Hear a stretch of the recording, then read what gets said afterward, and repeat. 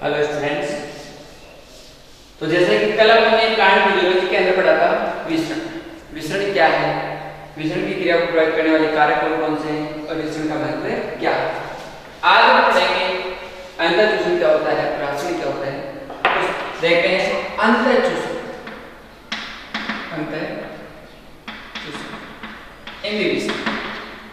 देखिए अंतःचूषण क्या होता है।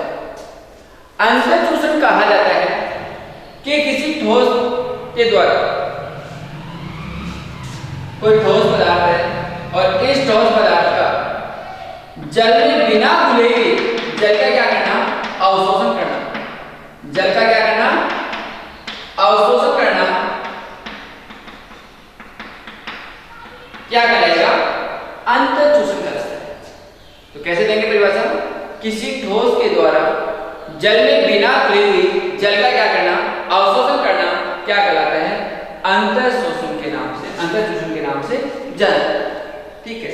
अब अंतःचूषण जो प्रक्रिया होती है इसमें जो प्लांट सेल होती है उसके अंदर कोशिका भित्ति के अंदर जैसे सेलुलोज है, हेमीसेलुलोज है, ये सारे के सारे किसका कार्य करते हैं, अंतःचूषण का कार्य करते हैं, यानी अवशोषण का कार्य करते हैं। क्योंकि ये बाद में जल के अवशोषण में क्या होते हैं, सहायक होते हैं। इसके अलावा एक सवाल है ये एगार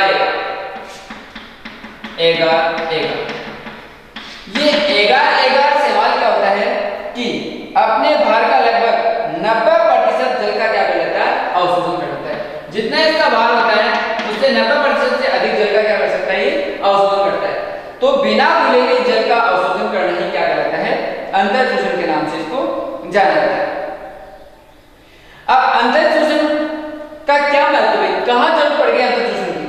तो अंतःचूषण क्या करता है कि अंतःचूषण की क्रिया के द्वारा जब हम बीजों को जमीन में डालते हैं तो आपने एक चीज नोट की होगी कि अगर आप सूखी जमीन में अगर बीजों को डाल देते हो तो उन बीजों का क्या नहीं होता, अंकुरण नहीं होता। तभी तो तुम वर्षा ऋतु के अंदर बीज लगाते हैं, तभी तो उनका अंकुरण होता है। वरना गर्मियों के मौसम में अपन अगर बीज लगा दे तो क्या जमीन में उनका अंकुरण हो जाता है, क्या नहीं होता है। क्यों, क्योंकि अंतःचूषण की प्रक्रिया द्वारा क्या होता है कि बीज का जो बीज जब अंतःचूषण की क्रिया के द्वारा जल का अवशोषण करता है तो बीज चोल जो हो जाता है वो फट जाता है, और बीज चोल के फटने से एक जो मूलांकुर और प्रांकुर से प्रौतंत्र और मूल तंत्र का निर्माण होता है वो कहता है बीजांकुरण। तो ये बीज के अंकुरण में क्या होता है,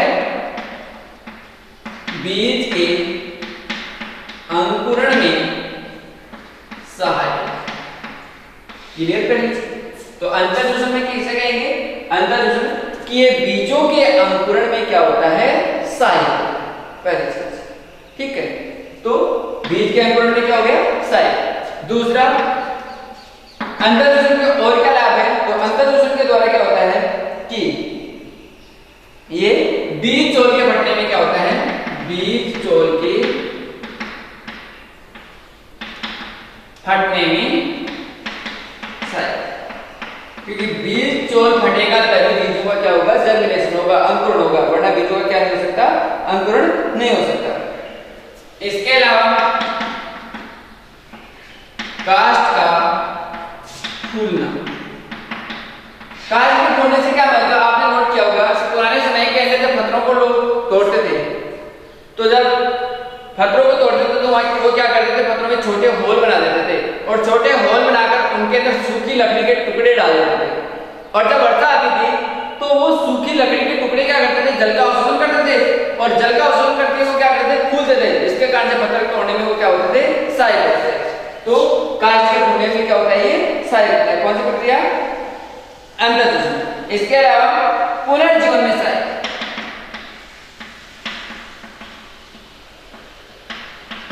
पुनर्जीवन में सहायक। आपने देखा होगा बहुत से जैसे सजावटी पादप है, लाइकोपोडियम है, सिलेजिनेला है, लाइकोपोडियम, सिलेजिनेला।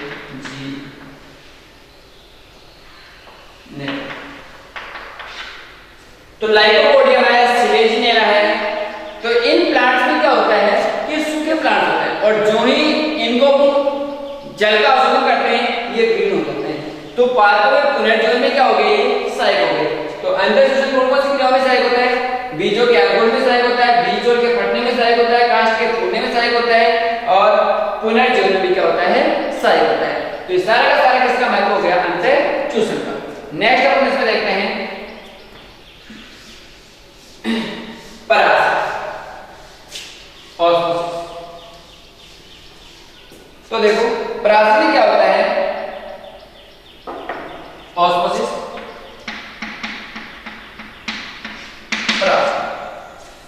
परास में शब्द देने वाले वैज्ञानिक थे एबेनॉलेट।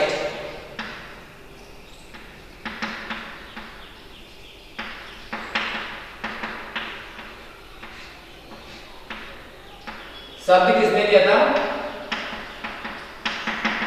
प्राचीन शब्द देने वाले वैज्ञानिक थे एबेनॉलेट ने प्राचीन शब्द दिया था।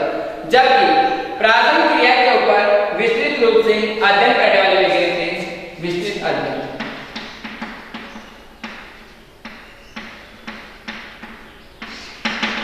ट्राम्बे एम ड्यूटेरोचेट। और कौन थे,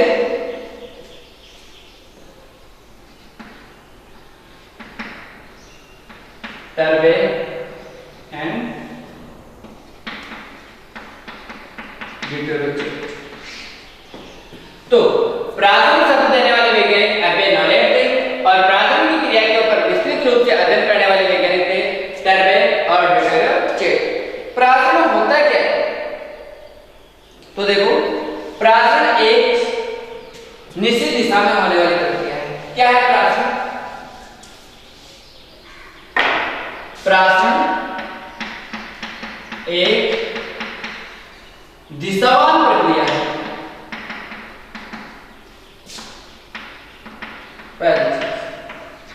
विसरण में अपन ने क्या पढ़ा था कि विसरण एक प्रकार की दिशाहीन प्रक्रिया थी, जबकि प्राचीन कैसी प्रक्रिया है, एक दिशावान प्रक्रिया है, यानी एक निश्चित दिशा में संपन्न होने वाली प्रक्रिया है।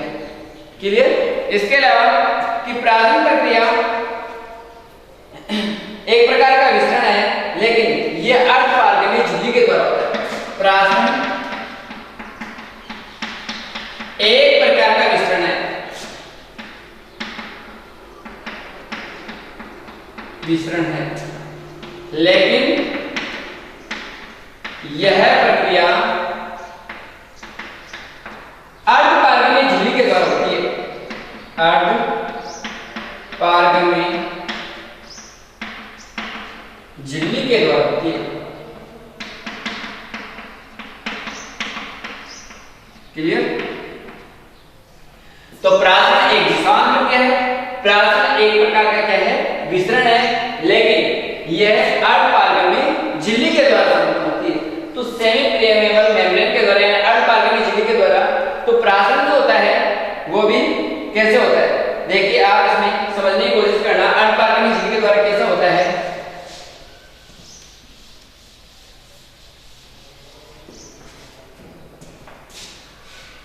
ये कोई अर्धपारगम्य झिल्ली है,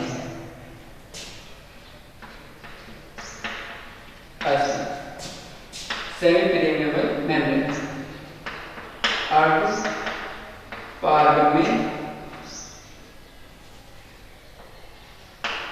झिल्ली। क्लियर। अब इस अर्धपारगम्य झिल्ली के द्वारा प्राचीन की क्रिया कैसे संपन्न होती है, जैसे मान लो इधर कोई विलय है, इसमें विलय की मात्रा कम है। क्लियर। विलय की मात्रा कम है और विलय की मात्रा ज्यादा है। ठीक है। इधर कोई विलयन है, उसमें विलय की मात्रा ज्यादा है और विलय की मात्रा क्या है, कम है।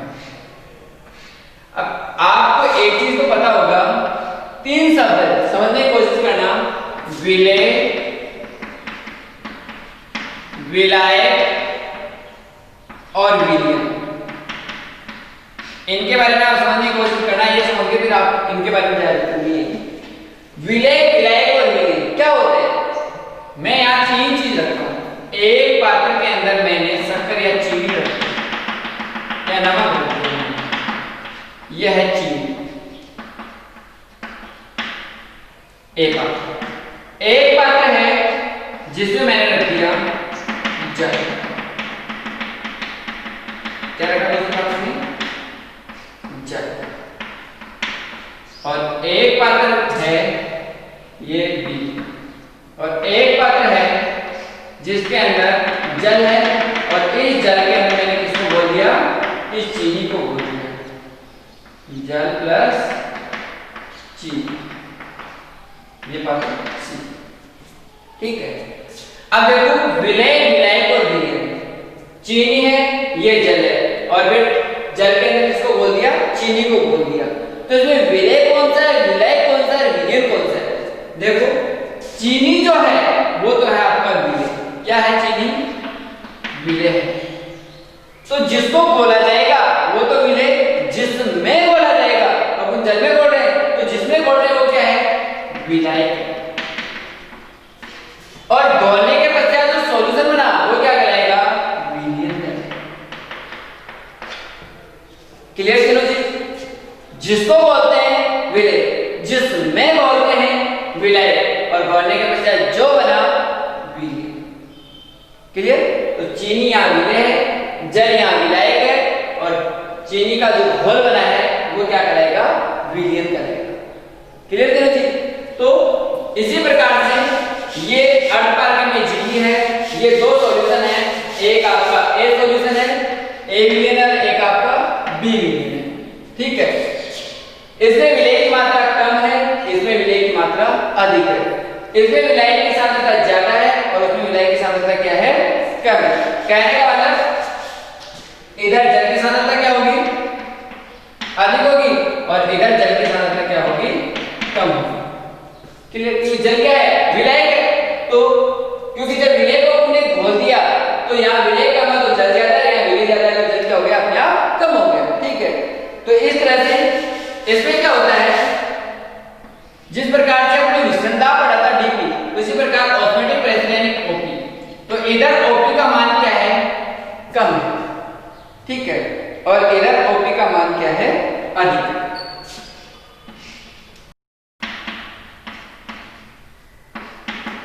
इधर ओपी का मान क्या है? ऑस्मोटिक प्रेशर कम है, और इधर ऑस्मोटिक प्रेशर क्या है? ज्यादा है। क्यों है?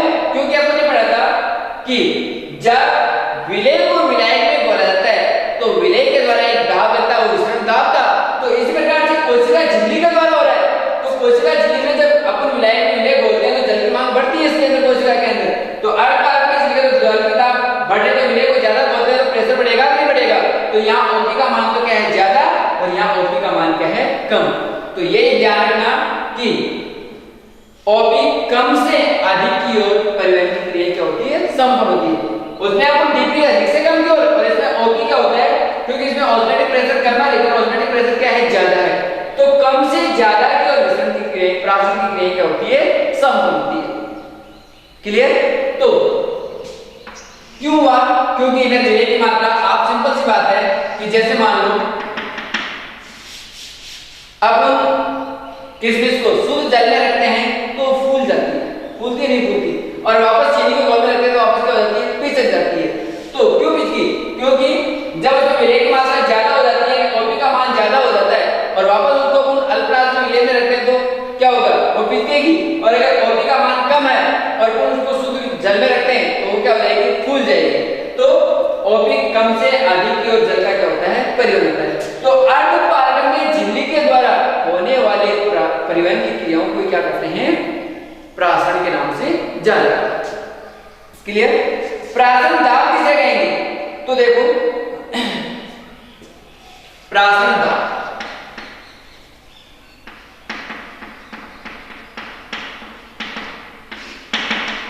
ओपी ऑस्मोटिक प्रेशर क्या होता है?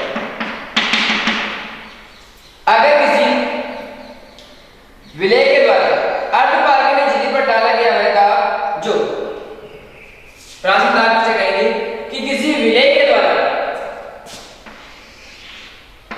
ये विलय के विलय को बोलते हैं, तो किसी विलय के द्वारा किसी विलय के द्वारा अर्धपारगम्य झिल्ली पर डाला गया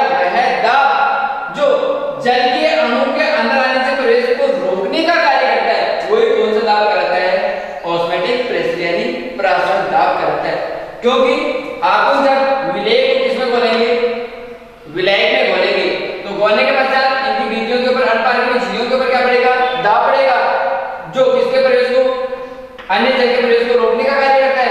तो वही कौन सा दाब, जो बीजियों पर जो दाब, अल्पार्गिनिक झिल्ली के ऊपर जो दाब लग रहा है, वही कौन सा दाब कहलाएगा, आपका प्रासरण दाब कहलाता है। क्लियर? तो विलेय के द्वारा अल्पार्गिनिक झिल्ली पर डाला गया वह दाब जो जल के अणु के अंदर प्रवेश को रोकने का कार्य करता है, वही कौन सा दाब कहलाता है, प्रासरण दाब कहलाता है। कौन सा दाब कहलाएगा, प्रासरण दाब। तो देखो प्रासरण की क्रिया जो होती है वो कम ओपी से अधिक ओपी की ओर क्या होती है, संपन्न होती है। क्लियर? प्रासरण की क्रिया का अब हम क्या करते हैं, मापन को करते हैं प्रासरण मापी के द्वारा करते हैं। किसके द्वारा करते हैं, प्रासरण मापी के द्वारा।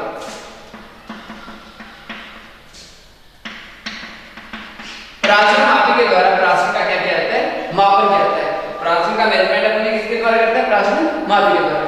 अब बातों में अपन देखते हैं कि प्राचीन की क्रिया किधर ज्यादा होती है, यानी ऑस्मोटिक प्रेशर किधर ज्यादा होता है, किधर कम होता है। तो ध्यान देना कि किधर से किधर की ओर जल का परिवहन होता है, सब जानते हैं कि जड़ों से पत्तियों की ओर। तो ओपी का मान तो अभी अपने पढ़ा था कि कम ओपी से अधिक ओपी की ओर जल का क्या होता है, विसरण होता है। तो शीर्षक पत्ती,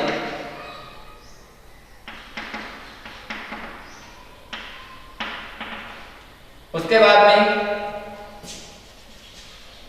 निचली पत्ती, उसके बाद में तना, उसके बाद में जड़, और उसके बाद में मर्दा बीज। तो ये ओपी अधिक और इधर ओपी कम। तभी तो मर्दा विलीन से जल का परिवहन किधर से होता है, पत्तियों, पाल के शीर्ष भाग यानी पत्तियों तक होता है।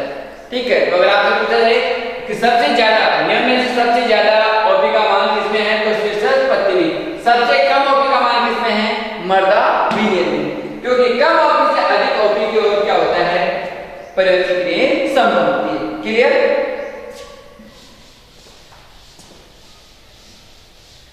नेक्स्ट अपन देखते हैं इसमें कि सर्वाधिक ओपी का जो मान होता है, सर्वाधिक ओपी का मान, सर्वाधिक ओपी। एक एग्जांपल है, याद रखना कंपटीशन के एग्जाम के लिए वेरी इंपॉर्टेंट कि एडिप्लेक्स, कॉनी, फेरी, एडिप्लेक्स, एडिप्लेक्स, कॉनी, फेरो,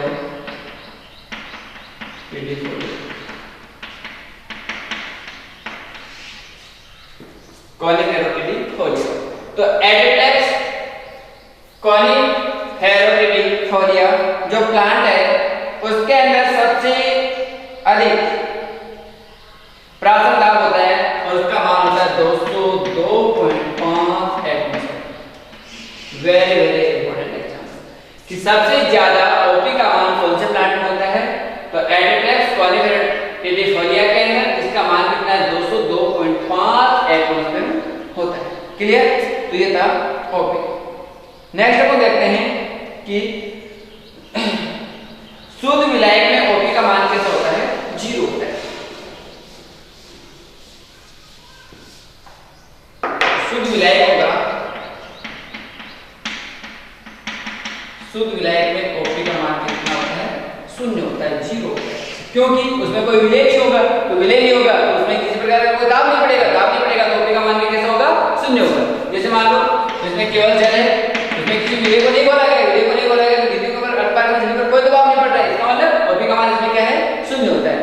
तो देखो इसके आधार पर अपन विलयन को कि ओपी का मान कहां ज्यादा है कहां कम है, तो इसके आधार पर अपन विलय और विलायक और विलयन को, विलय और विलायक की मात्रा के आधार पर अपन विलयन को 3 भागों में विभाजित करते हैं।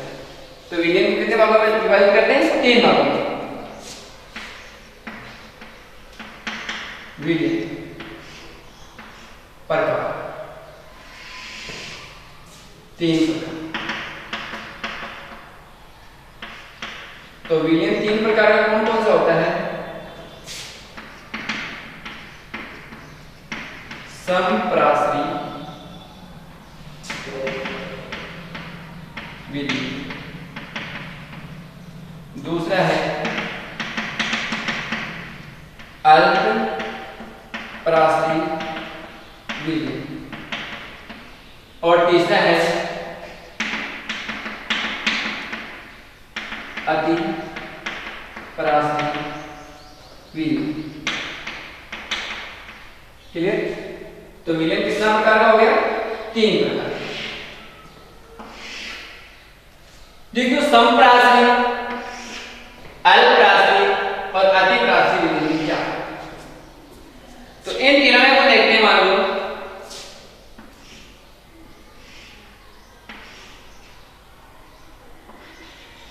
ये कोई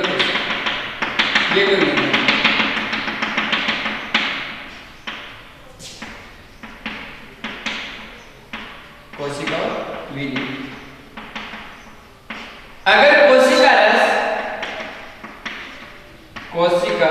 रस की सांद्रता और विलयन की सांद्रता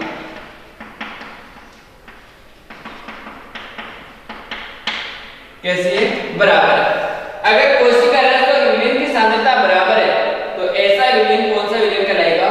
समप्रासी विलयन कहलाएगा। क्लियर? कि ऐसा विलयन परिभाषा कैसे देंगे? ऐसा विलयन जिसमें कोशिका रस की सांद्रता और विलयन की सांद्रता दोनों कैसी होती है? समान होती है। उसको कौन सा विलयन कहा जाएगा? समप्रासी विलयन कहा जाएगा। ऐसे विलयन में पदार्थ के अणु अंदर से बाहर और बाहर से अंदर की ओर क्या होते रहते हैं? परिवर्तित होते हैं। ठीक है? तो ना तो इसमें कोशिका कुंचित होती है और ना ही स्थित होती है। यानी कौन सी अवस्था में रहेगी कोशिका? रैखिक अवस्था में। आगे बढ़ेगी कोशिका की अवस्थाएं। तो इसमें जल के अणु अंदर और बाहर की ओर क्या होते रहते हैं? परिवर्तित होते रहते हैं। तो वो कौन सा विलयन कहलाएगा? समप्रासी विलयन कहलाएगा। ठीक है? तो इसमें कोशिका रस और विलयन दोनों की सांद्रता कैसी होती है? बराबर होती है। तो इसे कौन सा विलयन कहा जाएगा? समप्रासी विलयन के नाम से जाना जाएगा। क्लियर? दूसरा है अल्पप्रासी विलयन। तो अल्पप्रासी विलयन किसे कहेंगे? ये मानो कोशिका है,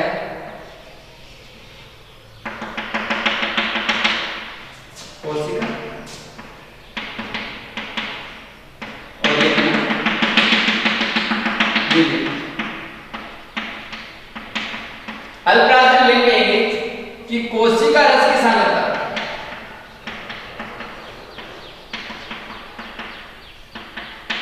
विलयन की सांद्रता से क्या होती है? अधिक होती है।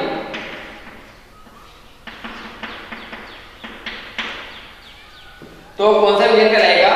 वो कहलाएगा आपका अल्पप्रासी विलयन। ऐसा विलयन जिसमें कोशिका रस की सांद्रता विलयन की सांद्रता से ज्यादा होती है तो ऐसा कौन सा विलयन कहलाएगा? अल्पप्रासी विलयन कहलाएगा। और इसमें अंतःप्रासी प्रक्रिया संपन्न होती है। यानी विलयन बाहर से अंदर की ओर, कोशिका के अंदर की ओर क्या होता है? परिवर्तित होता है। तो उसको कौन सा विलयन कहा जाएगा? अल्पप्रासी विलयन के नाम से जाना जाएगा। क्लियर? तो अल्पप्रासी किसे कहेंगे? कि ऐसा विलयन जिसमें कोशिका रस की सांद्रता विलयन की सांद्रता से अधिक होती है तो कौन सा विलयन कहलाता है? अल्पप्रासी विलयन कहलाता है। तो फिर अतिप्रासी विलयन किसे कहेंगे? तो अतिप्रासी विलयन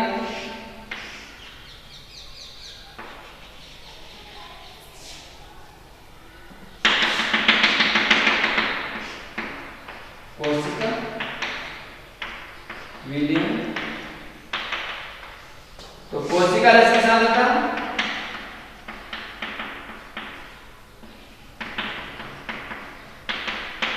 विलयन की सांद्रता से क्या होती है?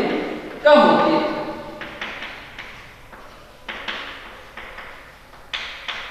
तो कौन सा विलयन कहलाता है? अतिप्रासी विलयन कहलाता है। तो विलयन कितने प्रकार का हो गया? 3 प्रकार का हो गया। कौन कौन सा? समप्रासी विलयन, अल्पप्रासी विलयन और अतिप्रासी विलयन। तो कैसे बताएंगे? कि अगर मान लो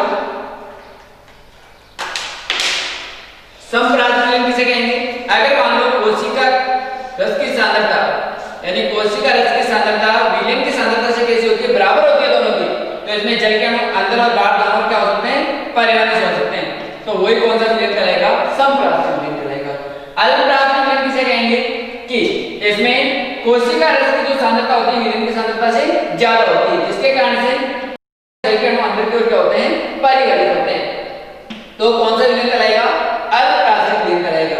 और अधिप्राथमिक विलयन किसे कहेंगे कि ऐसा विलयन जिसकी सांद्रता कोशिका रस की सांद्रता से क्या होती है, अधिक होती है, जिससे क्या होता है बाह्य प्राथमिक क्रिया संपन्न होती है, कोशिका से पदार्थ के अणु क्या होते हैं जल के अणु बाहर की ओर परिवर्तित होते हैं।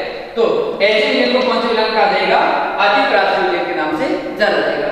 तो इस तरह से विलय और विलय की सांद्रता के आधार पर विलयन को हम कितने भागों में विभाजित कर सकते हैं, 3 भागों में विभाजित कर सकते हैं, अल्पप्राथमिक, अतिप्राथमिक और समप्राथमिक विलयन। ठीक है, इसके बाद हम पढ़ेंगे प्राथमिक के प्रकार कि प्राथमिक कितने प्रकार का होता है, कौन कौन सा होता है, तो वो पढ़ेंगे हम नेक्स्ट क्लास में।